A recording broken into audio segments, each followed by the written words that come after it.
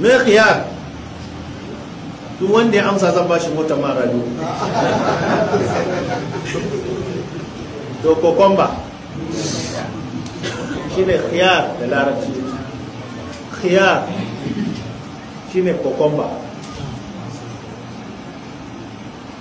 Kokomba Abu Marwan ya ce daga cikin fa'idodin da yake da su na farko yawancinsa ga ɗan adam musamman da safe a da daddare kafin ya kwanta ya zama abincinsa na asha. Ya ce to daga cikin fa'idar da zai samu a jikinsa na farko shine duk wani sinadari da yake bin jini na cuta, ya ce shi yana da sinadarai wanda yake bin ƙwayoyin cutar da suke cikin jini yana narkar da su, kuma yana kona kitse da kiba na jikin ɗan adam. Idan kuma mutum yana yawan nika khiyar ya sa masa leman tsami, a nika shi a sa leman tsami ka sha shi, suka ce to bayan ya maka magani na kona cutar da yake cikin jini kuma garkuwan jikinka, kuma duk wani abin da ya shafi rabo na sanyi da izinin Allah za ka wuce shi.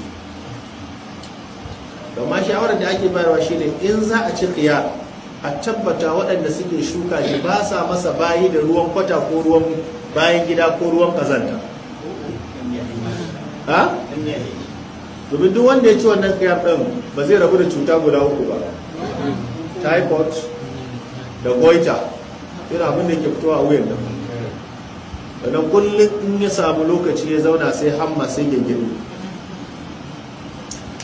saboda waɗannan ƙwayoyin cutar suna da tasiri. Yasa da ga kamar garin Kano za a ga kullum ba a rabu da typhoid. Yasa da ka ga likitoci ma sukan ce ka guji cin ganye wanda ba a tsaftace shi ba.